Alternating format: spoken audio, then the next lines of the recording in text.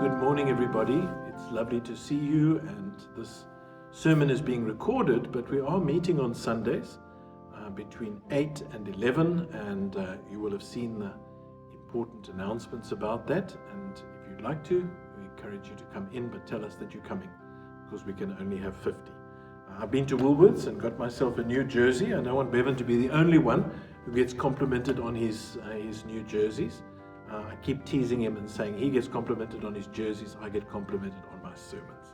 Listen to Berioni LaRue now as she reads to us from Matthew 14. Good morning. This morning's reading is taken from Matthew 14, reading from verse 13 to 21. Jesus feeds the 5,000. When Jesus heard what had happened, that was the death of John the Baptist, he withdrew by boat privately to a solitary place. Hearing of this, the crowds followed him on foot from the towns. When Jesus landed and saw a large crowd, he had compassion on them and healed their sick. As evening approached, the disciples came to him and said, "This is a remote place, and it's already getting late. Send the crowds away so they can go to the villages and buy themselves some food." Jesus replied, "They do not need to go away. You give them something to eat." "We have here only 5 loaves of bread and 2 fish," they answered. "Bring them here to me," he said, and he directed the people to sit down on the grass. Taking the 5 loaves and the 2 fish, and looking up to heaven, he gave thanks and broke the loaves. Then he gave them to the disciples, and the disciples gave them to the people. They all ate and were satisfied, and the disciples picked up 12 basketfuls of broken pieces that were left over. The number of those who ate was about 5,000 men, besides women and children. We bless the reading of the Lord. Amen. Each of the Gospels tells the story of Jesus in a different way. I think they probably had a selection of stories to choose from, but whatever the case, only Matthew and Luke have the birth narratives of Jesus, so we use those texts at Christmas time. Only John has the raising of Lazarus. The Sermon on the Mount is recorded only in Matthew, although Luke has about half of it and says that the sermon was preached on a wide plain. But all 4 of the Gospels have the story about the miraculous feeding of the multitude. Why? We don't know. Was it too important to leave out? Maybe it was too important because it involved Jesus' supernatural abilities? Or was it too important because it was a story that the early church found was important? I think it was too important for the early church because it was a story about Jesus' ability to provide for their needs. Not only spiritually, but physical needs as well. When they were sick, they needed to know that Jesus would heal them. When they were sad, he blessed them. When they were hungry, he fed them. I think it became a story people used to tell in the early church.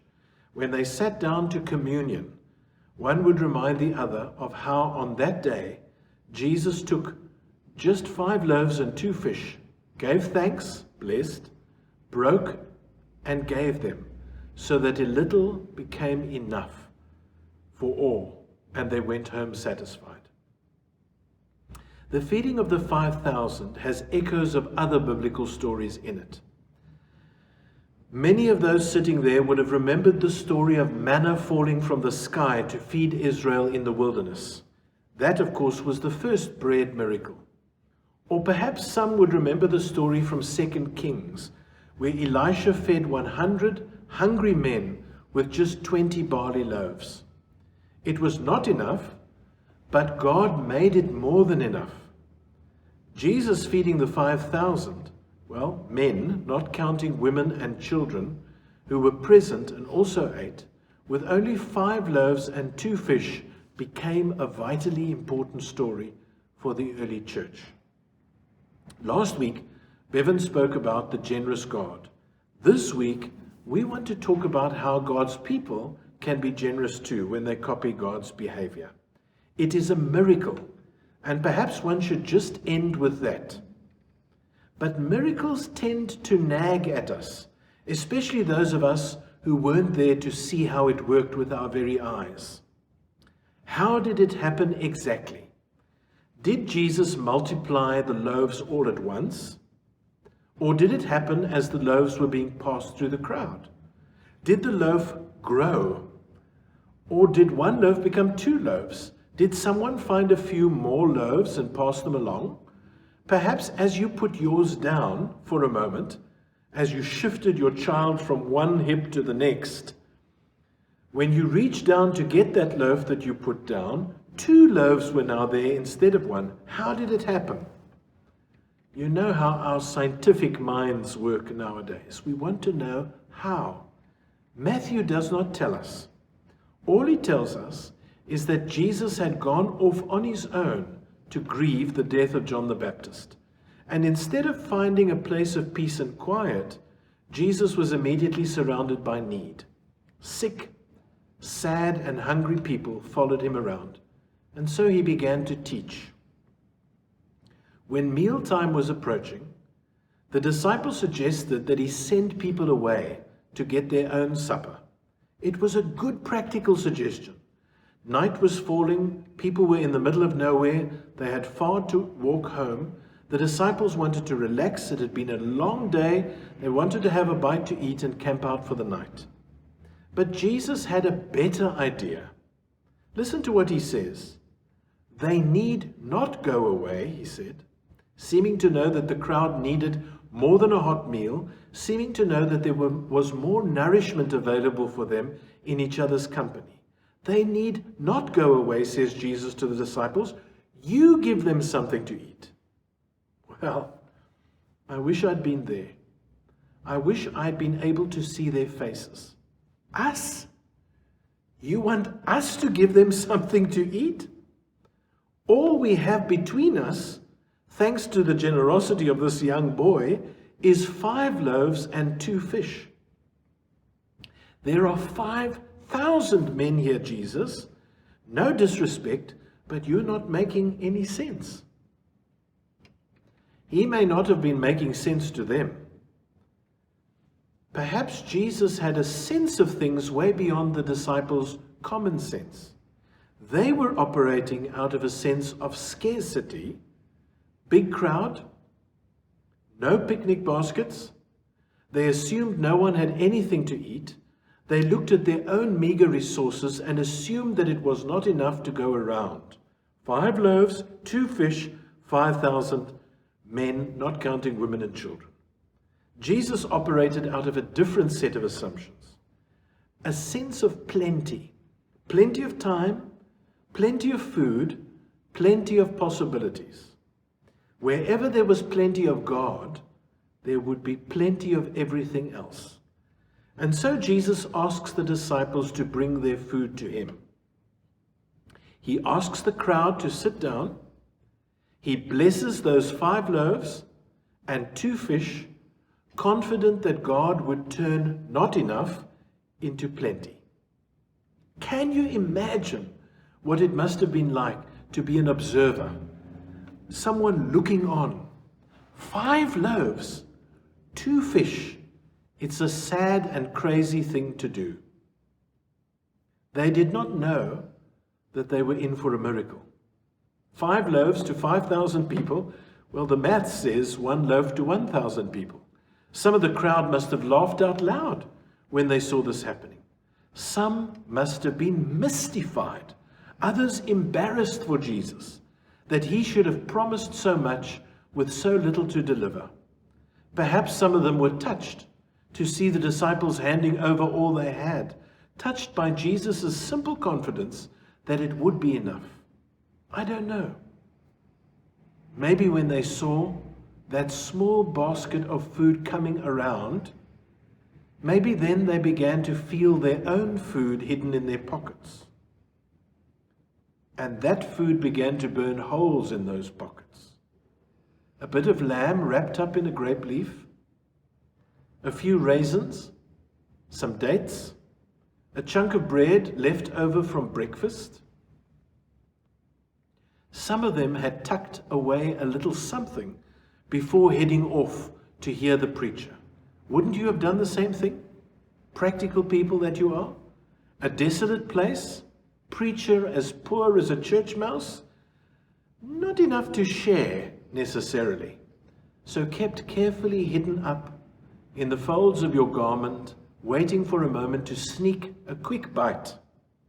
And it might have remained hidden if it wasn't for that bread basket coming around, and those few loaves and small pieces of fish. Perhaps some began to add to that basket, reaching in to break off a bit of bread but leaving something else behind, so that the meal just grew and grew, so that the disciples gathered the scraps at the end, and they stared in amazement to find they had 12 baskets full of bread. Rye, a little sourdough, maybe a bit of pumpernickel, some raisin loaf, some pita, a few bagels, and maybe even an oat muffin or two. Every kind of bread you can think of that started off with just 5 broken and blessed loaves. But I hear some of you tell me, that's not a miracle. That's not a miracle. How can you suggest this thing that's not a miracle? That's just a bunch of human beings being generous, sharing what they have. That is not a miracle. That's just a whole crowd of people moving from a sense of scarcity to a sense of plenty, overcoming their fear of going hungry, giving up their need to assure their own survival and comfort. That's just people refusing to claim what they have for themselves, people turning out their pockets for one another, without worrying about what is in it for themselves. That's not a miracle, isn't it? The problem about miracles is that we keep confusing them with magic tricks. We want to be wowed, awestruck, and we look to see what amazing thing God can do instead of taking account of what God can motivate us to do. Miracles, thought of in that way, let us off the hook. We like to watch God feed the crowd. We want to see God save the world. We want to let God do it all. We don't have what it takes, we think. What we have to offer is too small. So we hold back and we wait for a miracle. Unlike the little boy, we keep our 5 loaves and 2 fish for ourselves. In the process, we look after ourselves so God doesn't have to look after us. And we let God help those who can't help themselves. So we hold on to our loaves of bread. They're not much. They would not go very far. It would be embarrassing to take them out.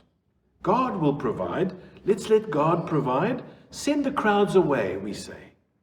But what does Jesus say? Jesus says, they need not go away. You give them something to eat. Not me, not Jesus, but you. Not my bread, yours. Not sometime, somewhere, right here and now.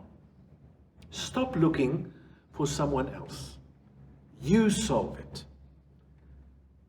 Bring what you have. Let's begin with that.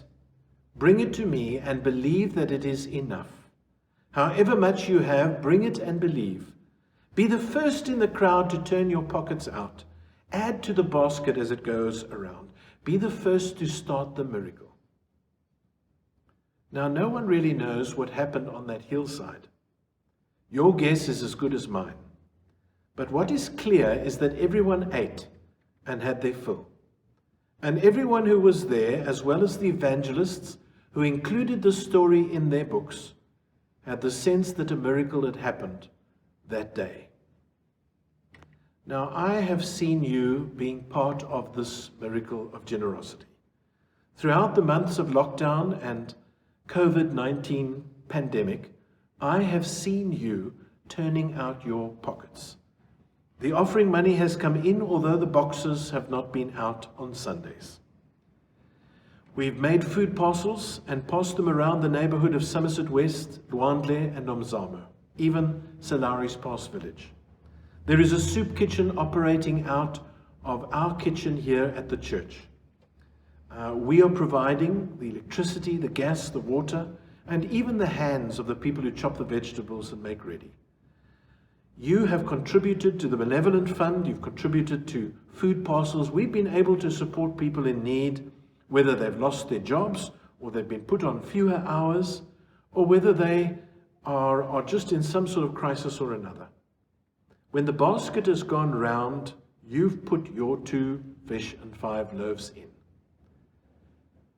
But of course, this is a lifestyle, isn't it? It's something that we need to do over and over and over again, as we allow the Lord to provide, and as we work with Him to make this miracle of generosity a permanent arrangement. Let's be part of the miracle in the midst of a world that makes some of us rich and others poor.